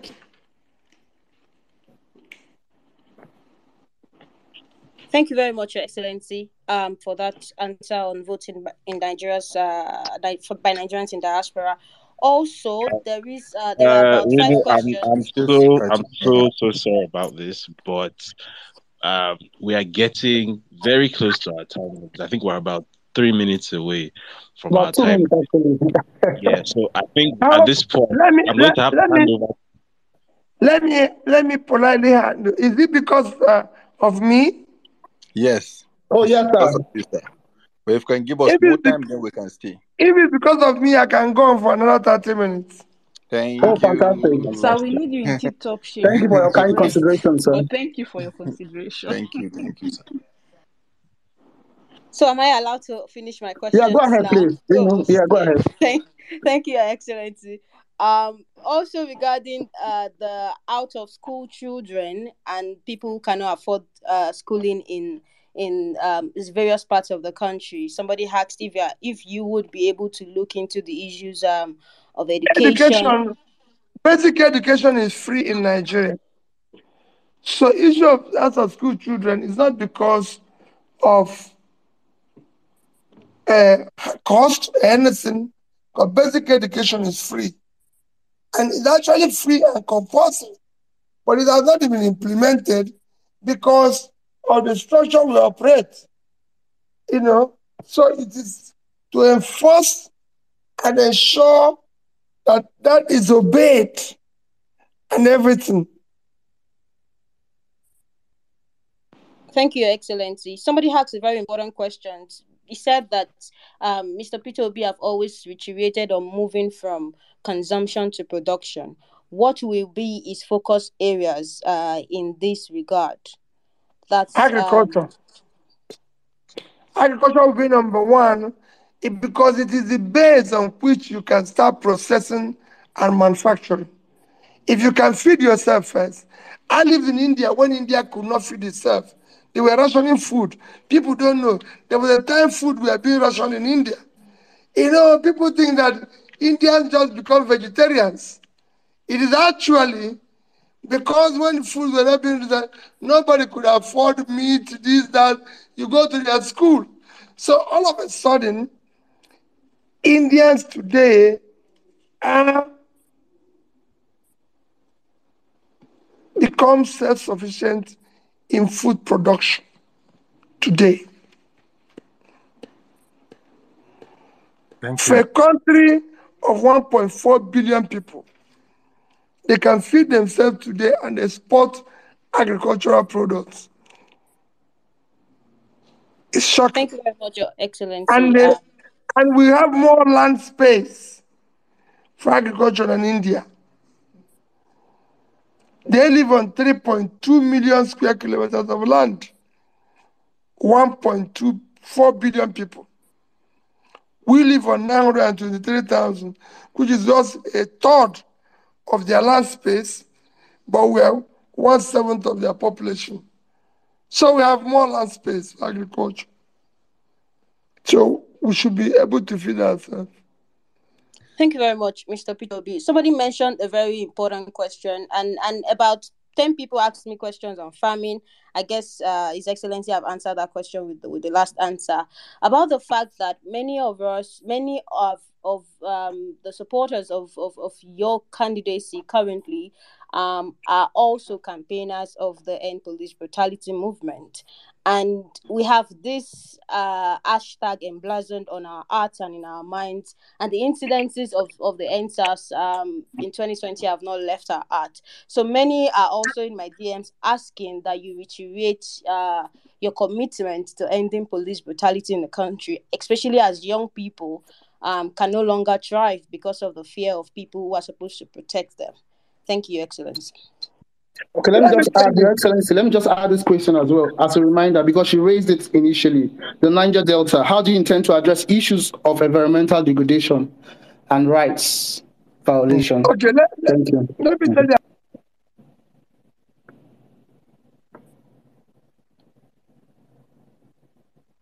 Hello, Mr. Peter, are you there? Say that police won't do it. They won't do it. Because if you do it, you lose your job. But when you tell people go around with police and security without pushing people up and down, they have a problem. It's only in Nigeria that rascality has become a measure of power and success. I was a governor, and for the first 1 month or two, when I want to go to Abuja, I have 30 people following me, including about 8 to 10 police, 5 to 8 other men from other agencies at the airport, pushing people, constituting a public nuisance.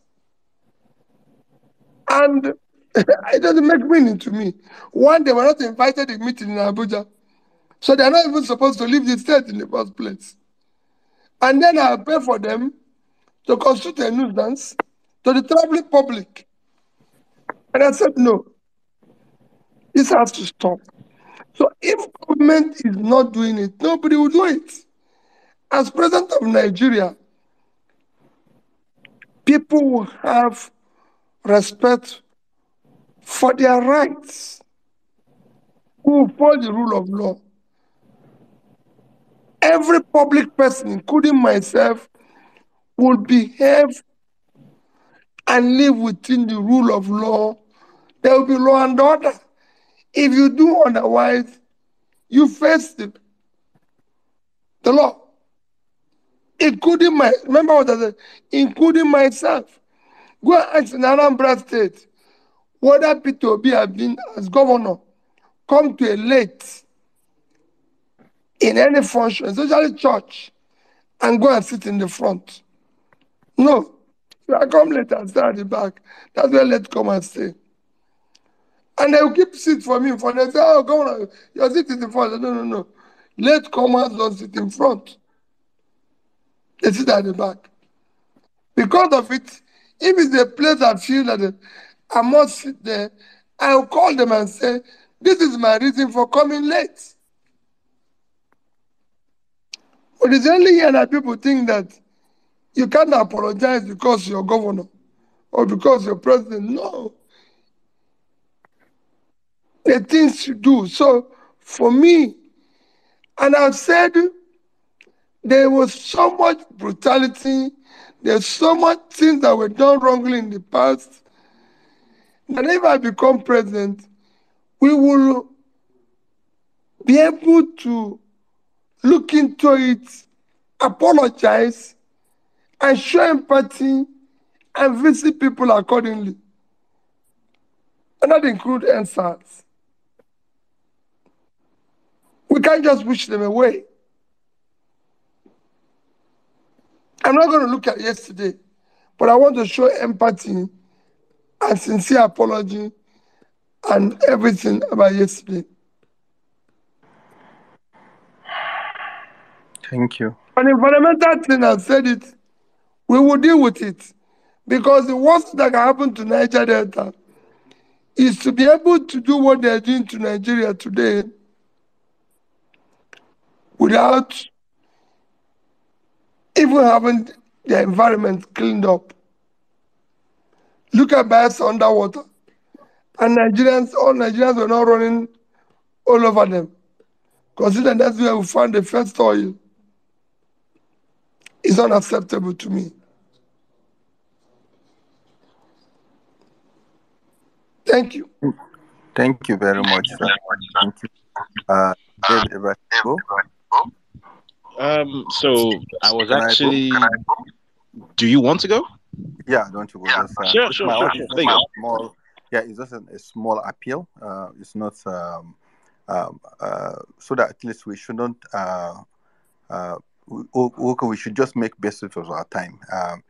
Mr. Peter. Yeah, let me just go. It's just a question. It's not a question. It's just an appeal for all of us that are here. We're almost like 8,000 of us here. There is no department or any activity or any progressive report that we want to write or develop or we want to bring to Mr. Peter Obi that we cannot get somebody that works there outside the country or in the country. There is no any walk of life. There is no any research. There is no anything that we want. The problem of this country is not about how to do things. The problem we're having, if you go to all the ministries, if you go to all the departments and parastatals, there is a lot of write-ups, a lot of documents that will guide what to do, very beautifully written. What we lack is the leadership for us to take off on those things. So any other thing that you can think of that is going to cross your mind, 8,000 of us that are here or more than that, what we are just assuring you is that we have somebody that is listening, that is adding more time to us to listen to us. If he becomes president, he's still going to keep on listening to us so that we will solve the problem. We will be the government. We will be the people that will do the thinking. If we always keep on and said, okay, I'm not going to vote for him because he's not answering this or he's not telling us this. No, it's not about him. It's about us. So I want it to be very clear to everybody. As much as this is what he's telling us, if you see you have some other document that you can now provide or to bring to front or articulate what we need to do. Some of us have privilege to be very close to government. We know all these documents are here. A lot of people, there is no any discipline anywhere in the world that you will not have a young Nigerian, one of the best in that distance. So I think we channel our questions to thank you. Thank email you, Brian. that at least we can receive that so that at least we can focus on how to win the election 2023, please. Fabulous. Thank you, Brian. David, please go ahead. Hello, is David there? Sorry, I was just trying to unmute my mic. Okay. I think, if I'm not mistaken, we might be able to squeeze out like maybe 10 minutes or so to have an audience segment if he has given us 30 extra minutes. So I think so let's too. so let's aim for another 6 to 7 minutes of questions, and then let's open it up to the floor. But before then, Samantha, I'm guessing this is going to be your last go. So Yes, take it away. I promise. It's not about me, it's about people. People have been asking me questions, so I'm just, bringing it to the forefront, to the front burner. So forgive me, everybody, and thank you. So I'm going to be very quick, and in line with our personalized question policy, Jerry wants me to ask His Excellency, sir, what are you going to do about the wages, the poor wages for the armed forces? That includes the army, the police, and smaller parastatals like the NSCDC, the FIRS, and all whatnot. And then at Bosco also wants me to ask what you intend to do as regards giving grants to farmers, people who are farming. Chidility also wants to ask questions about surrounding underage voting and what you're going to do, your reaction, towards the whole issue of underage voting that has been unearthed in the past few days. And then Advo Real Niger Kid also wants me to ask you about how you intend helping the people of the North Central to get their lands back, because the lands in the North Central have been dominated by Fulani herdsmen. The natives have been kicked out. They have replaced them with emirs and people who are foreigners from other places, and then the natives are in refugee camps. They're in IDP camps. So Voril Niger Kid wants to know how you intend to settle the land grab issue. Let me help you. The land grab issue we will settle amicably. I assure you, I will deal with it hands-on. Nobody will be chased out of his land. We will look into it. We will study it. We'll agree and make people cohabit the way they used to be. But no Nigerian will live in ID camp when we're not at war. We will make sure, even places where we have serious problems in the Northeast, we'll work to make sure people go back to their villages. That I can assure you. How, you asked too many questions. So this is one of them. The other one is, hello? Go ahead, so we can hear you. I want you to be reminding me the questions. Okay, the second one is, okay, let's start. The poor wages for the armed forces. Let me tell you, for the poor wages, everybody is, not only the armed forces, the civil and the other people. When you talk about poor wages, don't forget that Nigeria is 200 million, 220 million. By that, 60% is supposed to be working. 60% of 200 million is 120 million. Today, people who are working in Nigeria is about 50 million. So 70 million, not even any wage at all. So everybody is in a mess. So increasing those who are lucky to be paid something should celebrate. Let me tell you, I went to Kogi. When I was going around to be PDP candidate, and I went to Kogi to see PDP members. That's what I do everywhere I go. And when I finished addressing them, I went into the filling station to buy fuel. Are you hearing me? Yes, we can hear you, sir. Okay. I went into a filling station to buy fuel, and also into one of the fast food shops there. I made sure I interviewed the 3 young girls working at the filling station. All of them were HND holders. And I asked them, how much are you paid? They were paid 30,000 naira. And I asked one of them, is it enough? These are girls, women. who need everything. And they told me, hey, we are lucky. Most of our friends don't even earn anything at all.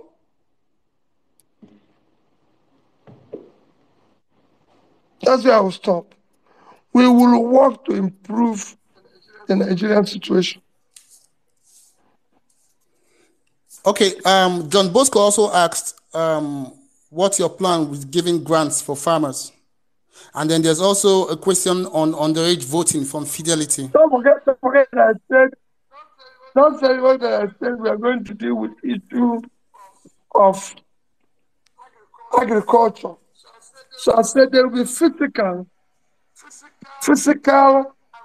and monetary policies that will support farmers aggressively. So they will see. And this is not an announcement in Abuja.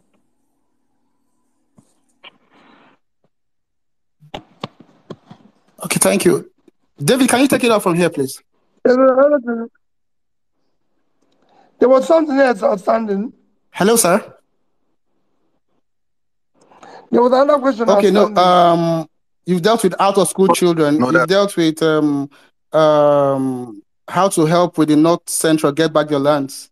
You've underage voting. Underage voting. That's fine. Well, that one is there for everybody to get involved. I'm a player, so I don't. If you watch, I don't talk about the INEC. Players don't talk about the free. Okay. You're very quiet. You're very quiet because they say out the whistle, they can do anything.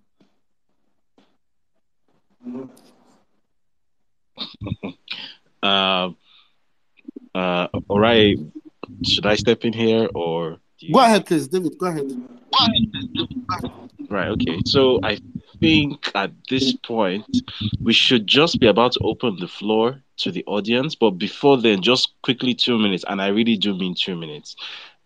Pearls, your final go, and please, it cannot be more than 1 or 2 questions because we don't really have that kind of time. So please, very quickly. Okay, thank you very much, David. I have lots and lots of questions, but I'm just going to ask one. I know His Excellency has spoken about it a little bit before, but if you can actually just elaborate a little more on it, that'd be really great. Your Excellency, we know that regardless of everything we do, without the PVC, we might not have a free, fair, and credible elections. And we have seen how much INEC has done to make a mess of the register. So what do you have to say about this, and what steps are you taking to ensure that every person who registered get their PVCs and the INEC purges their register of underage voters? Because at the end of the day, if we don't have a free, fair, and credible elections, I'm sorry, you know that. You know the implications of that. So that's my last question for this space. Thank you, Your Excellency. Thank you.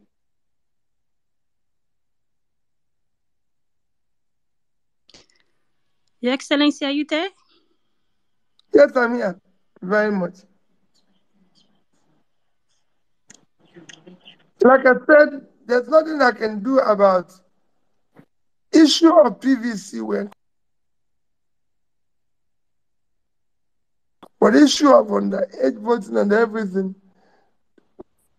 I guess Nigerians are seeing it and they too are working on it.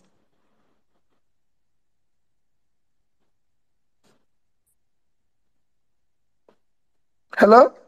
Is it just me or we lost His Excellency? No. Your Excellency, can you hear me? We can hear you. Oh, I can hear you. We got you, Mr. Peter. Alright, can you hear me? Yes, we can hear you as well. Please go ahead, sir. I'm fine. I'm okay. Like I said, all the questions borders on INEC and what they are doing. And when it comes to INEC, it is the party. The party and other parties are coming together to question that. I, Mr. Peter Obi, is not as an individual dealing with that. For me, these issues I ask questions that I'm committed to individually has to do with the issue of strictly what do you do when you get into office? Yeah. Okay, thank you, sir. David, can you please take it up from here and bring up participants who have questions? Just a Yeah, few of so them.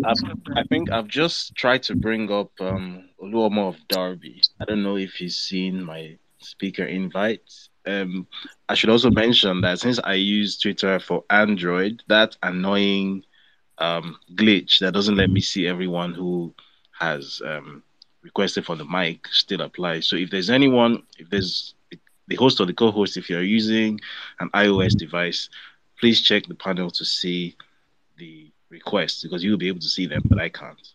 We have I'm like trying to add a have little like more of them. we have like 37. So please bring them up at your discretion since I can't see them. All right.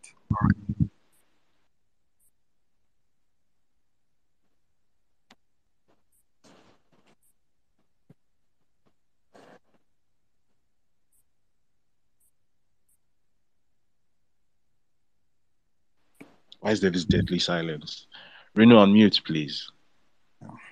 Yes, I can hear you. I'm here, and I think that Ora is trying to get people on stage. Okay, fantastic. So I think we have Mr. Kayode Akintemi. Now, for those who don't know who he is, he used to be the MD of Plus TV Africa. He was also a fixture on Arise TV. He was the MD of Metro TV in Ghana as well. And he's on the space. So over to you, sir.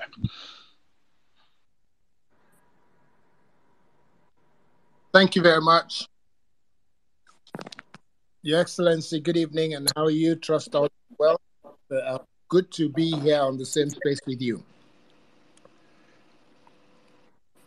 My question, I don't know if I'm heard because everything has gone completely silent, so I don't know if... We can hear you. We can hear you. Excellent. Welcome. Excellent. Okay, yeah. So the first thing I want to ask is something that quite a few people who are journalists have been discussing. I'm a member of Nigeria Guild of Editors, and I do have very good relationship with my colleagues who are editors. The first question that a lot of people have been touting around is your statistics. They said that they're faulted. Some of them, they claim they have verified and discovered that they're not correct, but they probably found one or two or three that may not be completely correct. What are you doing to ensure that if you quote a number, that number is guaranteed to be verifiable and incontrovertible?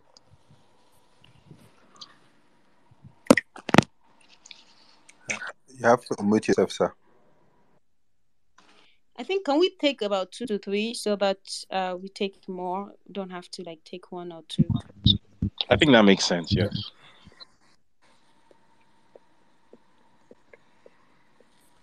So can Kelly come in? Okay, Kelly, maybe I should just add 1 or 2 more then. Let me quickly add 1 or 2 more because I thought I could... A couple of people already have their hands up. They haven't spoken yet. Okay, that's fine. That's fine. Yeah. Can I quickly just clarify this one you said? Let me tell you about statistics and applications and everything. When it comes to numbers, just like I gave you an example yesterday. Yesterday, I was speaking about our budget. And while I was going to say 2023 budget of 21 trillion, somebody went and said, no, budget of, I said in 2023, our budget is going to be about 21 trillion, and we have a deficit of about 11. The person, just because I said our budget, he said, oh, Peter, our budget for this year is this. And I quoted, like I mentioned about Israel, that the commercial or what they call merchandise export is 59.8 billion. He told me about, there's so many other exports that are not calculated in it. But if you want, what I did this morning with the host was to send him a merchandise export report of various countries. And you can Google it now. You will see that Israel is 59 points. Another that I said yesterday. So people don't sit there and say, where is this fast coming from? Nigerian Bureau of Statistics is saying we are 133 million people in poverty. World Bank is saying 90 million. So all these figures are all different depending on your source. But in Nigeria, if P2B says 10 items, one is wrong. They're wrong with that one that is wrong. As if he has failed all the exam. You know, I recall when they were saying, oh, he has a past degree in Nsukka. I don't know how somebody mistakenly published my degree result. They say, he had it. That is it 2-2? He would have had they thought he made 2-1. If they know what I was in Nsukka, everybody who went to Nsukka from 1980 to 1984, I was there, knew that Peter Obi was a businessman. I owned the supermarket in the school. As a student, I built my house in Nsukka, lived in it, owned 2 vehicles. Everybody in Nsukka knows me very well. So if I combine all that, and I was a very diligent student coming to class. So at the end of the day, people are just looking for anything. If you say, oh, he left money, they say, but people said he's in doubt whether he left money. Nobody says, this man has been calling the banks. This man has been consistent that he has the statement. Why don't you say, publish the statement? Let's see it. And they've even published it. It's been published in several papers, statement of account.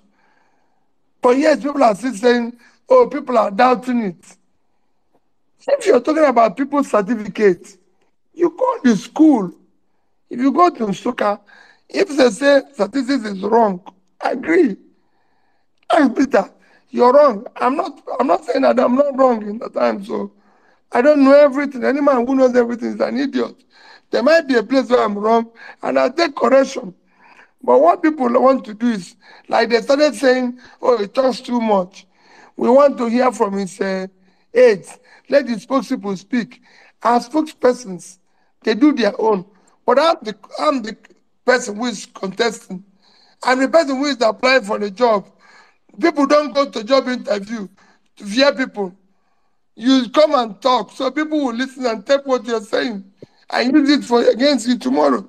If somebody is speaking to me that I'm going to deal with the issue of agriculture in the north, tomorrow they ask me, I said, no, I didn't say that. It was my party who said it. This is Peter, we'll be talking now. Thank you, sir. I think that was a very succinct answer. We're almost at the end of time, but please, I'm going to beg you to stay on just for the sake of these 3 people on the panel who have their hands up. We're not going to take any more questions after these 3 people. I think Kelly was here first. So Kelly, kindly unmute and your question, please, in just 30 seconds. Thank you very much, David. Thank you very much, Your Excellency, for being here. I will go straight to my question. I noticed that the Labour Party, it appears that there is not a lot of traction on 2 key things: fundraising and building the party machineries across all the states, especially on the northern front. Please, could you address these 2 issues, because we are now heading towards crunch time? Thank you. Okay. We're now going to be beginning fundraising as quickly as possible. Let me tell you why we didn't start it before. You see, Nigerians just come and say, I want to contest. The first thing they do is fundraising. You know, you want to start business, start now. Let's know where you are before we start helping you. You don't start from day one and say, I want to raise funds. So you just wake up. Everybody wants to start something.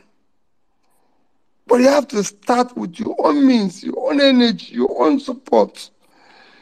I said yesterday that where I met the Nigerian Guild of Editors, nobody have given me one. People took it. I said, no.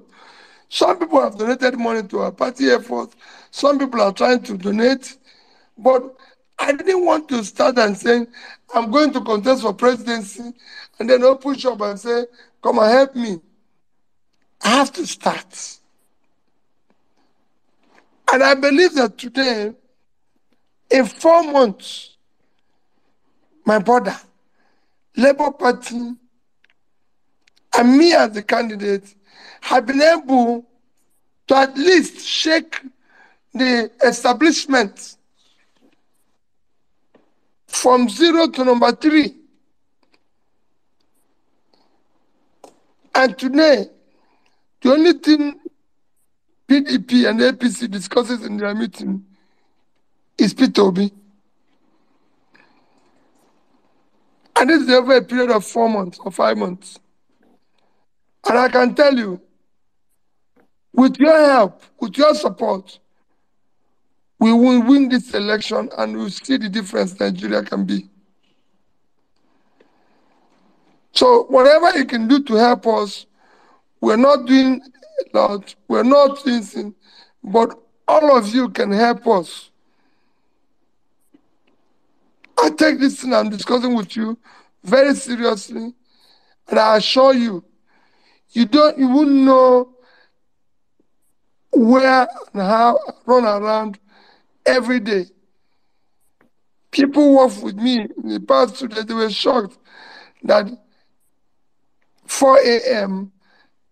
they noticed I was still online and everything.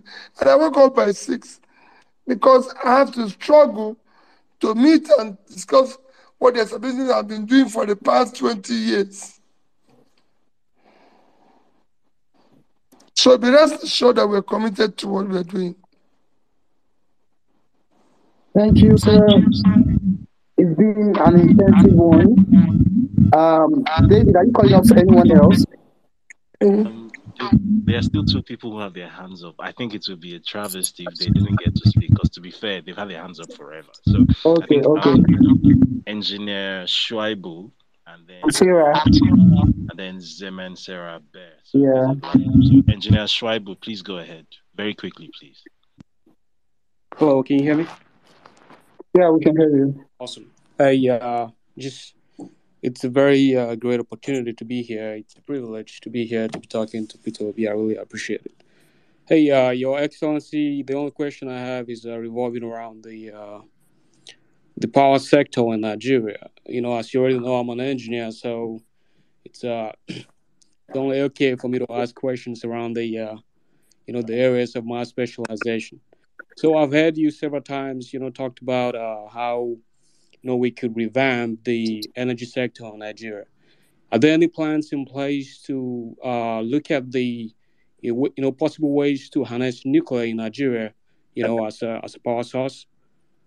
Thank you.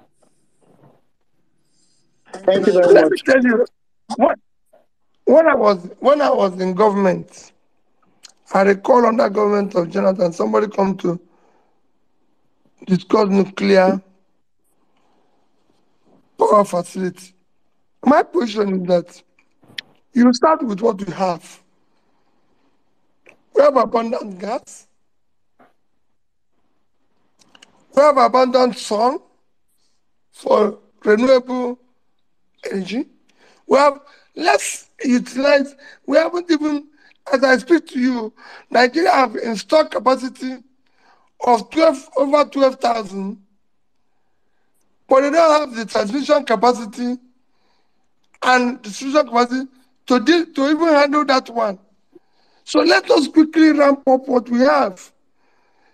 Transmit and distribute it. Use the resources we have, like gas that we are flaying, to generate more before we go to nuclear.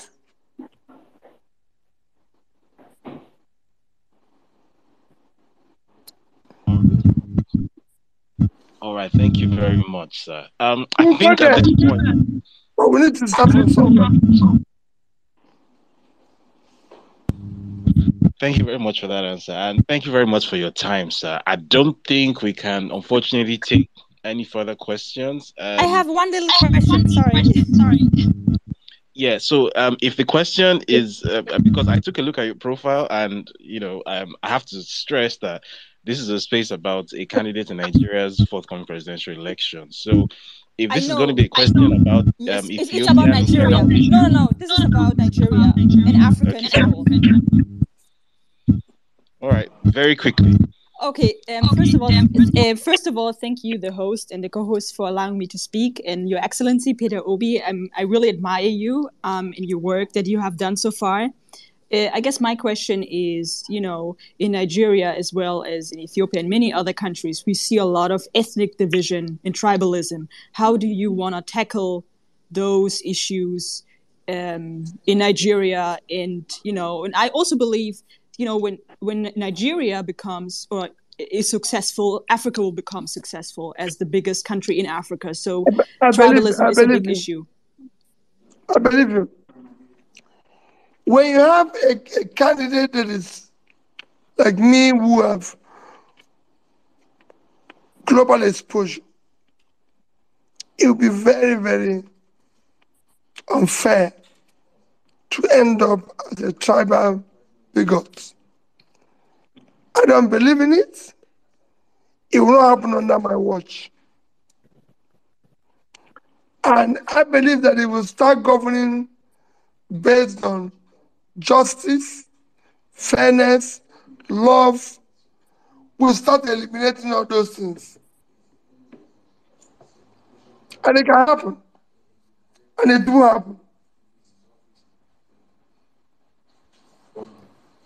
Thank you, Mr. Peter Obi.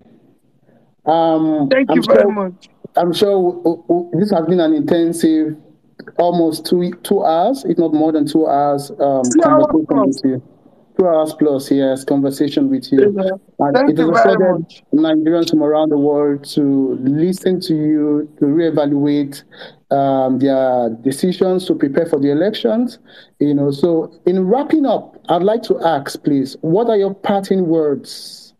What do you want us to remember, taking out from this conversation? My parting words is that next year's election should be about is an existential election for Nigeria. It should not be based on tribe. I've said it before. No tribe buys bread cheaper. Everybody is suffering. It should not be based on religion. No religion buys bread cheaper. It should not be based on my turn. It is turn of Nigerians to take back their country, especially the youth and women. Next year's election should be based on character we can trust. I've told you who I am, my character. We have passed. You can go there and verify. Competence, capacity, and commitment to start doing the right thing. And that is important. Thank you very much, sir. Help us in our ongoing grassroots mobilization. You come from different areas. We have so many young people working 24 hours to make this work. Please help wherever you can. Thank you. And God continue to bless all of you. Be assured of my total commitment. It is about you. It is about you. It is about the future of society our children will live in. I proved it as the governor. I'll do it at the center as president. I'm in charge. And I'll make sure that we rescue our country from collapse. And I'll communicate with the people where I find it difficult. I'll be honest and I'll tell them the truth. Thank you and God bless all of you. Thank you very much, sir. Thank you very much, sir. God will bless you. Thank you very much, Mr. Peter Obi. And thanks to everyone who tuned in and participated from around the world, not just within Nigeria. I want to thank my co-hosts, David, Ibrahim, and Samantha, as well as Pels and Reno, who came to the rescue at the beginning of the show. So it's me again, Orai St. Franklin, thanking everyone for tuning in. And hopefully, will be able to rescue our country come 2023. God bless you all. Thank you very much.